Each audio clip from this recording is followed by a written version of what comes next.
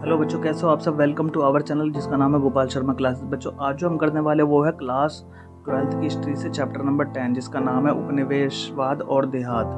तो बच्चों, top 25 question आपके सामने है। एक भी क्वेश्चन को स्किप मत कीजिएगा, शुरू से लेकर लास्ट तक बने रहिएगा। और जितने भी क्वेश्चन है यकीन मानिए सारे के सारे मोस्ट इंपॉर्टेंट है। तो ज़्यादा ना टाइम वेस्ट करते हुए स्टार्ट करते। नमस्कार बच्चों, मेरा नाम है गोपाल और आप देख रहे हो Gopal Sharma classes. Let start.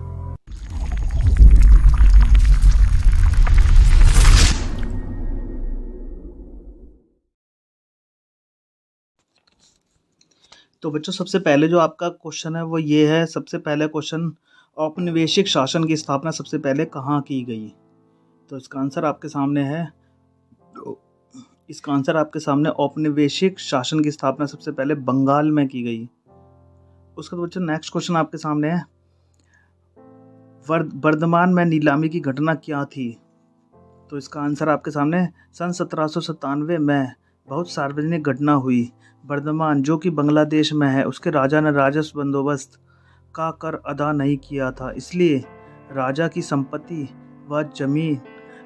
जमीन व सभी चीज़ों को नीलाम कर दिया गया। उसका बच्चों नेक्स्ट क्वेश्चन आएगा वो इस तरह से आएगा, इस्तमरारी बंदोबस्त क्या था।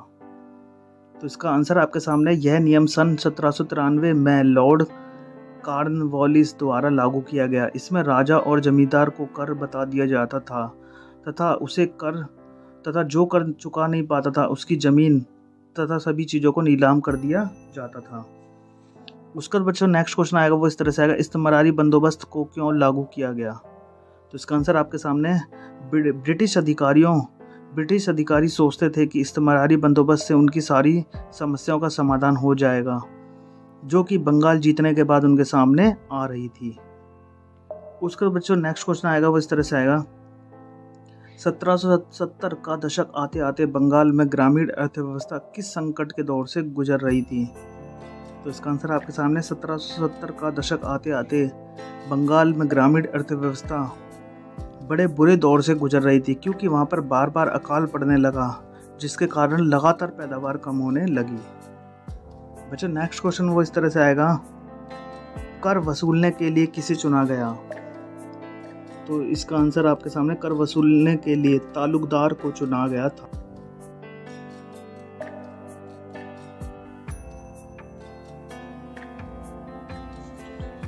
उसका बच्चों जो नेक्स्ट क्वेश्चन है वो आपके सामने इस तरह से आएगा, यदि राजस्व की राशि के भुगतान में चूक होती थी तो अंग्रेज क्या किया करते थे। तो इसका आंसर आपके सामने है, जमींदारों को वर्गीकृत करके और राजस्व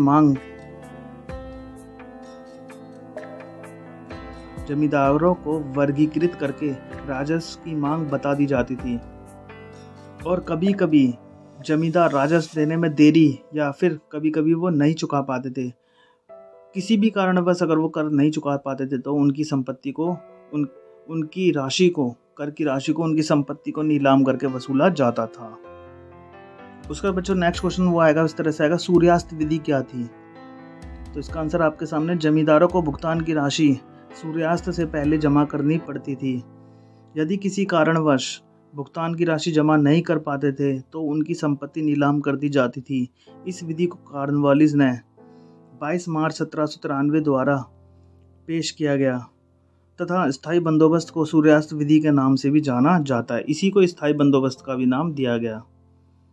उसका बच्चा जो नेक्स्ट क्वेश्चन है वो इस तरह से आएगा, ब्रिटिश जमींदारों की शक्ति ब्रिटिश इंडिया के आरंभ के पश्चात में कैसी थी। मतलब जमींदारों की स्थिति या जमींदारों की शक्ति ब्रिटिश इंडिया के आरंभ के पश्चात में कैसी थी। तो इसका आंसर आपके सामने, जमींदारों की सैनिक टुकड़ियां होती थी। मतलब ब्रिटिश इंडिया आने से पहले जमींदार काफ़ी मजबूत थे, क्योंकि जमींदारों की सैनिक टुकड़ी होती थी। कचहरी कोर्ट का सारा काम जमींदार ही संभाला करते थे। उसका जमींदार स्थानीय न्याय भी करा करते थे। मतलब छोटे मोटे जो न्याय झगड़े होते थे उनको भी जमींदार निपटाते थे। इसी प्रकार नेक्स्ट इस तरह से है, तथा ब्रिटिश शासन आरंभ से पहले यह छोटे किसानों से भी कर वसूला करते थे। मतलब छोटे किसान भी जमींदारों को कर दिया करते थे, लेकिन जैसे ही ब्रिटिश आए तो उनकी स्थिति बहुत ज़्यादा खराब हो गई। उसका बच्चा नेक्स्ट क्वेश्चन आएगा वो इस तरह से आएगा, धनवान रैयत कौन थे। तो इसका आंसर आपके सामने, यह वह किसान थे जो गांव में रहते थे यह सिर्फ कहने के लिए किसान थे, बल्कि संपत्ति के मामले में जमींदारों को भी काफ़ी टक्कर दिया करते थे। मतलब संपत्ति के मामले में काफ़ी ज़्यादा मजबूत थे। उसके बाद बच्चों जो नेक्स्ट क्वेश्चन आएगा वो इस तरह से आएगा, अन्य कारण बताइए जिससे जमींदार अपनी कर वसूली नहीं कर पाते थे। तो इसका आंसर आपके सामने ये है कि कई कारण हैं जिनके द्वारा जमींदार अपनी कर वसूली नहीं कर पाते थे और उनकी संपत्ति नीलाम होती थी। जैसे कभी कभी फसल खराब हो जाती थी तो किसान राजस्व नहीं दे पाते थे, या फिर धनवान रैयत किसान जोतदार मुखिया जानबूझकर भुगतान रुकवाते थे, जिससे जमींदारों की संपत्ति नीलाम हो जाती थी। जो जमींदार जो धनवान किसान थे वो जोतदार मुखिया जानबूझकर भुगतान रुकवा देते थे, जिससे क्या जमींदारों की ज़मीनें नीलाम हो जाती थी और वो नीलामी की ज़मीनों को वही खरीद लिया करते थे। उसका बच्चा नेक्स्ट क्वेश्चन आएगा वो इस तरह से आएगा, जोतदार कौन थे। तो इसका आंसर आपके सामने है, जोतदार धनी किसानों में से एक थे और यह मुखिया भी थे तथा इनकी स्थिति मजबूत हो रही थी। इनकी स्थिति दिन ब दिन मजबूत होती गई और जमींदार दिन ब दिन कमज़ोर होते गए, क्योंकि जमींदार कर नहीं भुगतान कर पाते थे और उनकी संपत्ति नीलाम होती थी। और नीलाम जो संपत्ति थी उनको खरीदने वाले भी यही जोतदार होते थे, जो कि गांव में रहते थे, जिन्हें मजबूत किसान भी कहा जाता है। उसका बच्चा जो नेक्स्ट क्वेश्चन आएगा वो इस तरह से आएगा।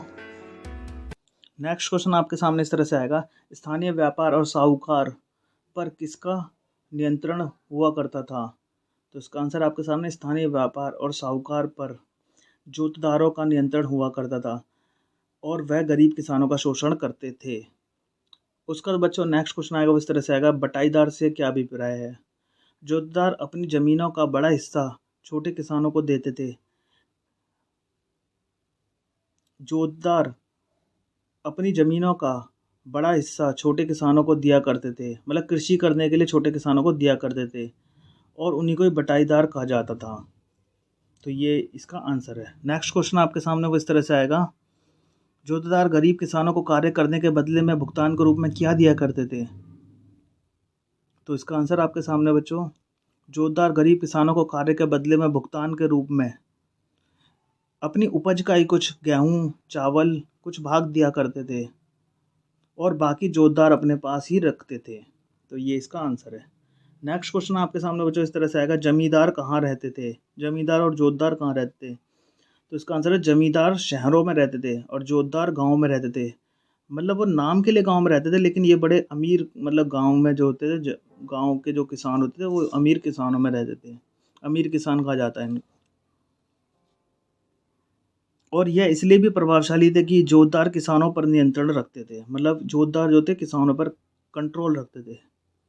उसका बच्चा नेक्स्ट क्वेश्चन आएगा इस तरह से आएगा, जमींदारों की नीलाम ज़मीनों का अधिकतम, मतलब जमींदारों की नीलाम ज़मीनों को अधिकतर ज़्यादातर मतलब कौन खरीदा करता था।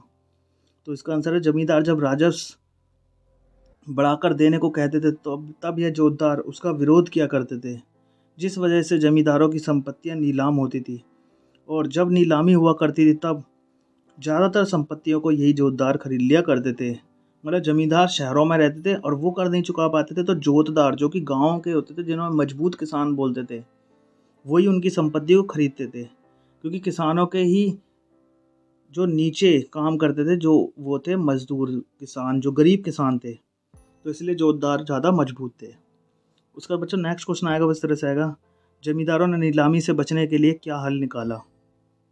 तो इसका आंसर है, जमींदारों ने नीलामी की समस्या से बचने के लिए अपनी सारी संपत्तियां अपनी माँ, बहन या पत्नी, बेटी के नाम कर दी, क्योंकि उस समय एक कानून था। इस वजह से अंग्रेज जमींदारों की संपत्ति को नीलाम नहीं करा सकते थे, क्योंकि औरतों की संपत्ति को नीलाम करने का उनका अधिकार नहीं था। तो ये इसका आंसर है। उसका बच्चों नेक्स्ट क्वेश्चन आएगा इस तरह से आएगा, फर्जी बिक्री क्या थी। तो इसका आंसर आपके सामने, फर्जी बिक्री में जमींदार अपने एजेंटों को नीलामी में भेजकर अपनी संपत्ति की खरीद पर बोली लगवाते थे और एजेंट संपत्ति के पैसे नहीं दिया करते थे, इसलिए वह संपत्ति दोबारा नीलाम की जाती थी। वह एजेंट फिर से ऐसे ही किया करते थे, जिससे नीलामी करने वाले उस संपत्ति को जमींदार को ही कम दामों में बेच दिया करते थे। तो ये है इसका आंसर। उसके बाद बच्चों नेक्स्ट क्वेश्चन वो आएगा इस तरह से आएगा, नीलामी में भारी लोग जब संपत्ति खरीदने जाया करते थे तब उन्हें कौन वहाँ से भगा दिया करता था? तो इसका आंसर है जब भी नीलामी में कोई भी भारी व्यक्ति उनकी ज़मीन को खरीदता था तो जो किसान रहते वह अपने आप को जमींदारों से जुड़ा हुआ माना करते थे और वह उन्हें भगा दिया करते थे। आप इसे देखकर भी समझ सकते हैं इसका आंसर। और जो बच्चों नेक्स्ट क्वेश्चन है वो आपके सामने इस तरह से आएगा, किस शताब्दी में मंदी का दौर आया? तो इसका आंसर है 19वीं शताब्दी में मंदी का दौर आया। और बच्चों नेक्स्ट क्वेश्चन आपके सामने है, किस शताब्दी में कानूनों को लचीला किया गया? तो 1790 में राजस्व भुगतान के कानून को लचीला कर दिया गया। उसके बच्चों नेक्स्ट क्वेश्चन आएगा इस तरह से, किस दशक में मंदी का दौर वापस आ गया?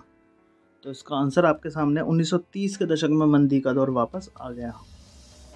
उसके बाद बच्चों एक क्वेश्चन और है आपके सामने, 1930 के दशक में जमींदारों की क्या दशा थी? तो उसका आंसर आपके सामने 1930 के दशक में जमींदारों का बहुत ज़्यादा नुकसान हुआ, उनका भट्टा बैठ गया और जोतदारों ने देहात गांव में अपने को मजबूत कर लिया, क्योंकि जमींदार ही बीच में पिसता था अंग्रेजों और जोतदारों के बीच में। उसके बच्चों नेक्स्ट क्वेश्चन आएगा। उसके बच्चों नेक्स्ट क्वेश्चन आपके सामने वो ये है, कलकत्ता में सर्वोच्च न्यायालय की स्थापना कब की गई? तो ये आपके सामने इसका आंसर है 1773 ईस्वी में कलकत्ता में सर्वोच्च न्यायालय की स्थापना की गई। तो बच्चों इस तरह से क्वेश्चन है, 1 बाय 1 आप इसे पढ़कर भी कर सकते हैं। उम्मीद है आपको वीडियो अच्छा लगा होगा। अगर आपको वीडियो अच्छा लगा है तो इसे लाइक शेयर सब्सक्राइब करना ना भूलें और वीडियो को स्किप मत कीजिएगा। सारे क्वेश्चन इंपॉर्टेंट है, राइट डाउन कर लीजिए या कुछ भी कर लीजिए। तो मिलेंगे नेक्स्ट वीडियो के साथ, आप जो कि बहुत ही जल्दी आएगी। टिल देन हंसते रहे, मुस्कुराते रहे, दिखते रहे हमारे channel Gopal Sharma classes. Till then good bye.